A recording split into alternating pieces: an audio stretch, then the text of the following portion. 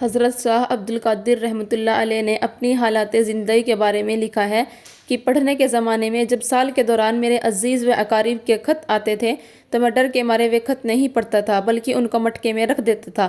سوچتا تھا کہ اگر کوئی خوشی کی خبر ہوگی تو گھر جانے کو دل کرے گا، اور اگر کوئی غم کی خبر ہوگی تو پڑھائی میں دل نہیں لگے گا، جس کی وجہ سے علم سے محروم ہو جاؤں گا۔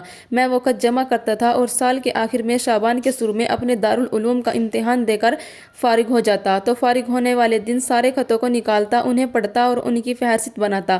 خوشی کے خطوں کی الگ فہرست بناتا۔ پھر میں اپنے گاؤں آتا، خوشی کی خبر والوں کو میں مبارکباد دیتا اور جن کا غم ملا ہوتا تھا ان کے سامنے تسلی و تشفی کے کچھ الفاظ کہہ دیتا تھا۔ اس طرح لوگ مجھ سے خوش ہو جاتے کہ اتنے سارے سال ہماری بات یاد رکھی، لیکن ان کو کیا پتہ تھا کہ ان کا خط اس وقت پڑا ہوتا تھا۔ تو جن حضرات نے دنیا میں عظمتیں پائی انہوں نے علم حاصل کرنے میں ایسی یکسوئی دکھائی، مگر آج کے طالب علم کو کتاب کے علاوہ باہری باتیں سننے کا زیادہ شوق ہے۔